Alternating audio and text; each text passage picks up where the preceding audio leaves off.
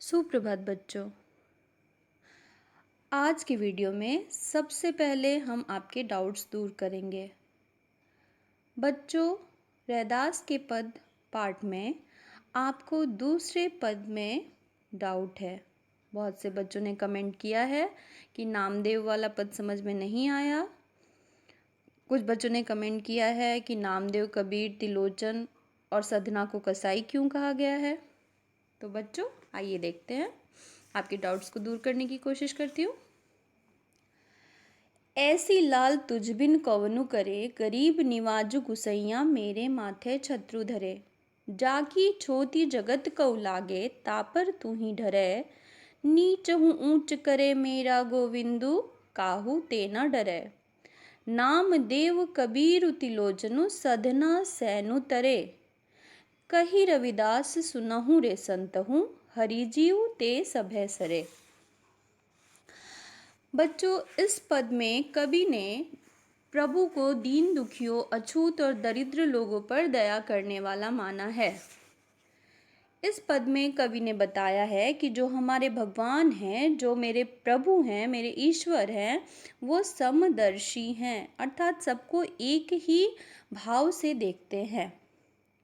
बच्चों, हमारे समाज की सबसे बड़ी विडंबना है जाति प्रथा, छुआछूत। कुछ जातियां हैं जिन्हें लोग निम्न जाति मानते हैं और कुछ को उच्च जाति मानते हैं। रैदास खुद हरिजन जाति के थे। वे जाति से चमार थे, हरिजन थे। और हमारे समाज में जाति प्रथा है कि हरिजनों से लोग छुआछूत का व्यवहार करते हैं। तो रैदास खुद हरिजन होते हुए भी ईश्वर ने उन पर इतनी कृपा की कि वे इतने विख्यात हो गए। ईश्वर के पदों को गाकर वो इतने विख्यात हो गए, उन्हें एक जाना माना संत और कवि के रूप में जाना जाता है। ठीक उसी प्रकार रैदास ने कहा है कि इस संपूर्ण जगत में प्रभु से बड़ा कृपालु और कोई नहीं है। वे गरीब एवं दीन दुखियों को समान भाव से देखने वाले हैं। वे छूत अछूत में विश्वास नहीं करते हैं और मनुष्य मनुष्य के बीच कोई भेदभाव नहीं करते हैं। इसी कारणवश कवि को यह लग रहा है कि अछूत होने के बाद भी उन पर प्रभु ने असीम कृपा की है। प्रभु की इस कृपा की वजह से कवि को अपने माथे पर राजाओं जैसा छत्र महसूस हो रहा है। रैदास के पद की इन पंक्तियों से पता चल रहा है कि कवि खुद को नीच एवं अभागा मानते थे। उसके बाद भी प्रभु ने उनके ऊपर जो कृपा दिखाई है, कवि उससे फूले नहीं समा रहे हैं। प्रभु अपने भक्तों में भेदभाव नहीं करते हैं। वे सदैव अपने भक्तों को समान दृष्टि से देखते हैं। वे किसी से नहीं डरते एवं अपने सभी भक्तों पर एक समान कृपा करते हैं।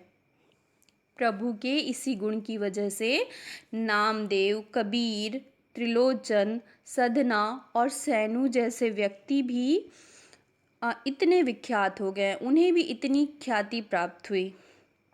अब हम एक एक करके देखेंगे कि नामदेव कौन थे, कबीर कौन थे, त्रिलोचन कौन थे, सधना कौन थे और सैनु कौन थे। तो बच्चों, नामदेव महाराष्ट्र के एक जाने माने संत थे, जो जाति से दर्जी थे। कोई ऊंची जाति के नहीं थे, लेकिन ईश्वर भक्ति से वे एक संत के रूप में विख्यात हुए।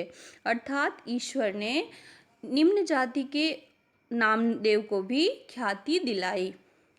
कबीर जाति से जुलाहे थे। जुलाहा यानी जो कपड़े बुनने का कार्य करता है, फिर भी वे संत कबीर के रूप में जाने गए। त्रिलोचन भी एक सामान्य व्यक्ति थे, लेकिन उन्हें भी संत के रूप में जाना जाता है। सधना जाति से कसाई था।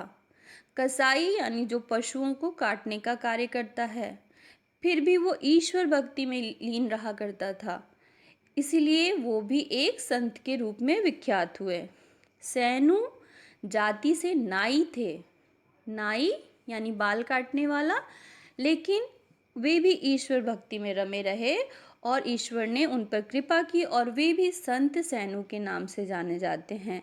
इस प्रकार रैदास कहते हैं कि मेरे ईश्वर बड़े कृपालु हैं और वो इतने कृपालु हैं कि उन्होंने मुझे, नामदेव, कबीर, त्रिलोचन, सधना और सैनु जैसे निम्न जाति के लोगों को भी उच्च जाति के जैसे ख्याति दिलवाई है।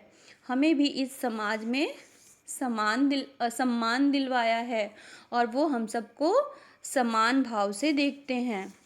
उनके अंदर कोई भी भेदभाव नहीं है। कभी कहते हैं कि हे संत भाइयों सुनो, हरि जी की कृपा से ही सब कुछ संभव है।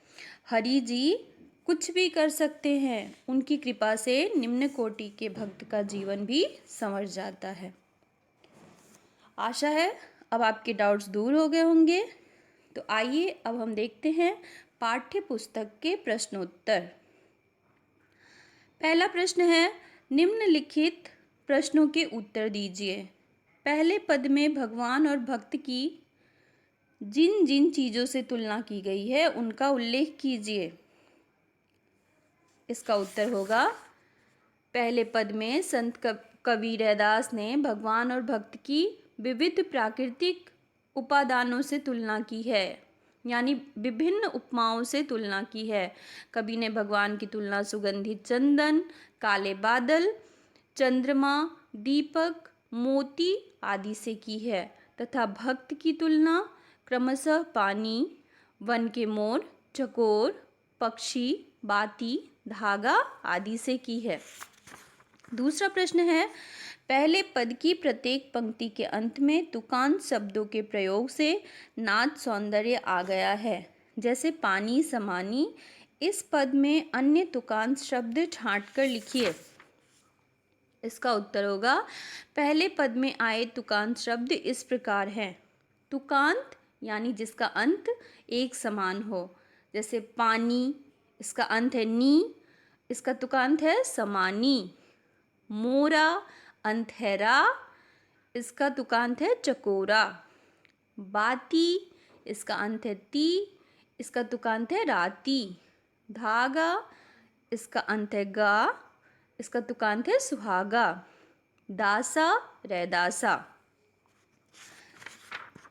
ग, पहले पद में कुछ शब्द अर्थ की दृष्टि से परस्पर संबद्ध है, ऐसे शब्दों को छांट कर लिखिए।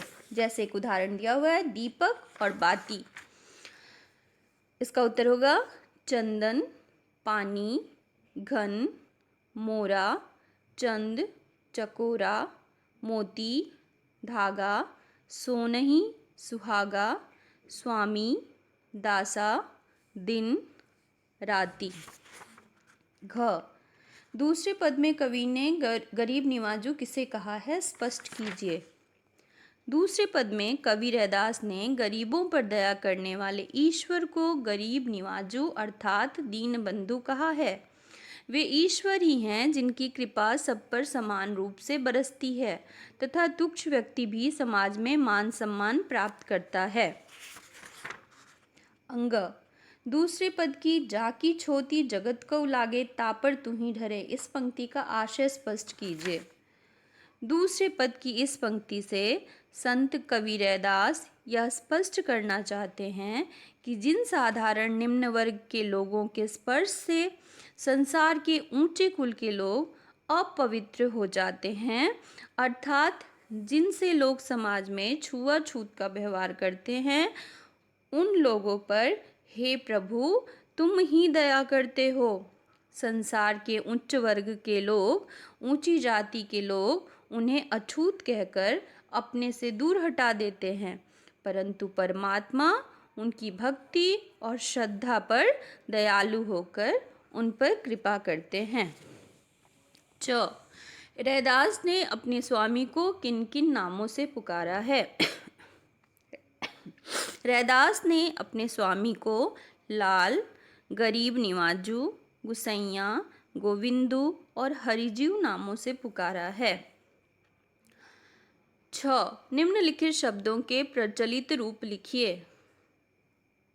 मोरा, मोर, चंद, चंद्रमा, बाती बत्ती, ज्योति ज्योति, बरे जले, राती रात, छत्रु छत्र, छोती छुआछूत, तू ही तुम ही, गुसैया गुसाई।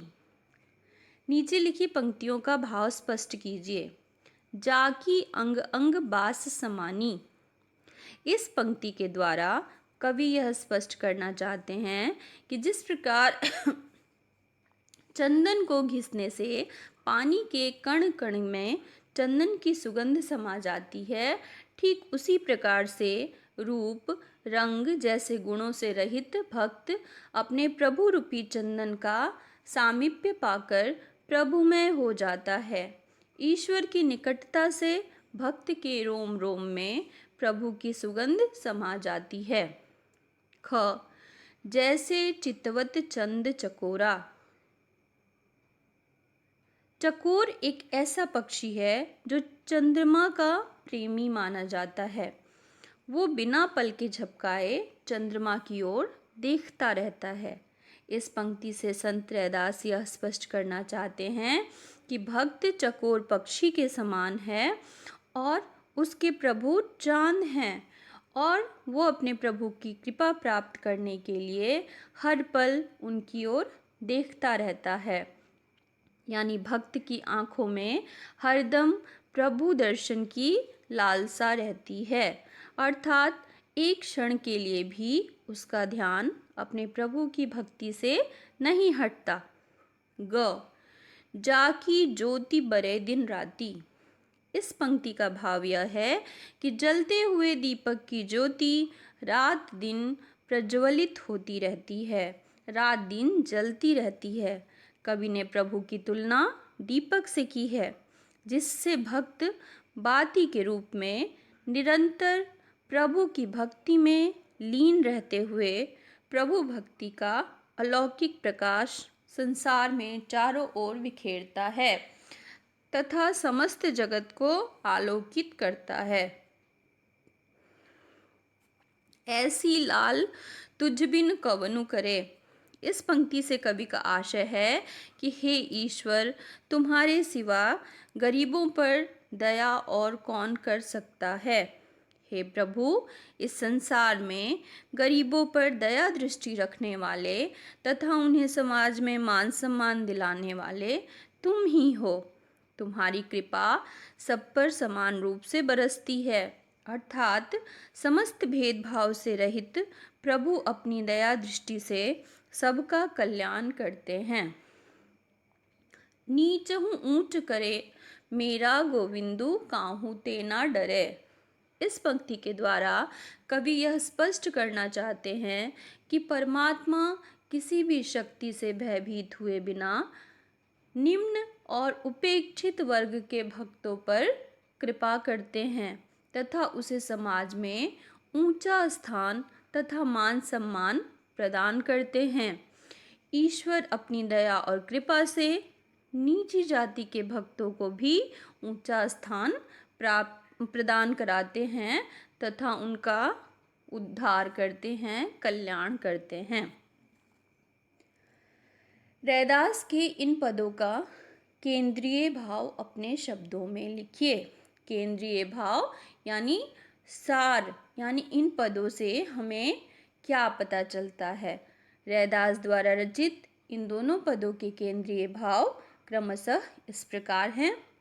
पहले पद में संत कवि रैदास का यह विश्वास है कि जिस भक्त प्राणी को प्रतिपल राम नाम की आदत पड़ जाती है, उसकी यह आदत किसी भी तरह से नहीं छूट सकती, क्योंकि प्रभु और भक्त एक दूसरे में उसी प्रकार समा जाते हैं जैसे चंदन पानी के कण कण में समाकर अपनी शीतलता और सुगंध बिखेरता है।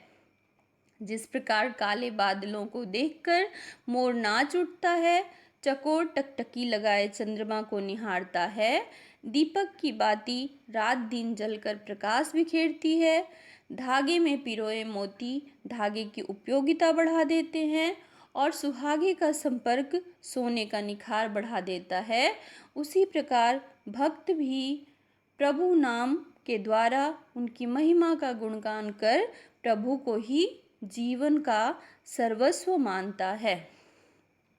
दूसरे पद में संत कबीर रैदास ने अपने प्रभु को विभिन्न नामों से पुकारते हुए तथा सर्वशक्तिमान एवं सभी कार्यों का सिद्धहस्त बताते हुए उन्हें गरीब, तुच्छ, नीच कुल के प्राणियों का रक्षक माना है।